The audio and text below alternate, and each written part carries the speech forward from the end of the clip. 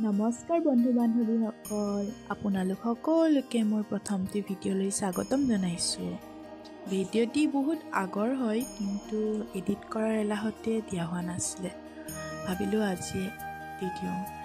ভিডিঅ'টি গোৱালপাৰা চহৰৰ ওচৰত অৱস্থিত শ্ৰী শ্ৰী সূৰ্য পাহাৰ, অসমৰ এখন গৰ্বিত ঐতিহাসিক আৰু ধৰ্মীয় স্থান। এই পাহাৰ হিন্দু, বৌদ্ধ আৰু জৈন ধৰ্মৰ বহু প্ৰাচীন নিদৰ্শন একেলগে দেখা যায়।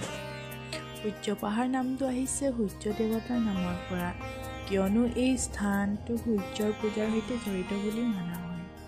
পাহাৰখনত বিভিন্ন প্ৰাচীন মূৰ্তি, স্তূপ আৰু মন্দিৰৰ অৱশেষ দেখা যায়, যিয়ে অসমৰ সমৃদ্ধ ইতিহাসৰ কথা কয়। এই পাহাৰখন কেৱল এটা পৰ্যটন স্থান নহয়, ই হৈছে ইতিহাস, ধৰ্ম আৰু সংস্কৃতিৰ এক অনন্য মিলনস্থল। আজি এই স্থানটো শান্ত, পবিত্ৰ আৰু আধ্যাত্মিক পৰিৱেশে পৰিপূৰ্ণ।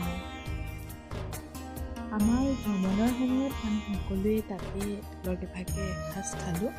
এইখিনিয়ে আছিল ভিডিঅ'টি শেষলৈকে চোৱাৰ বাবে অশেষ ধন্যবাদ।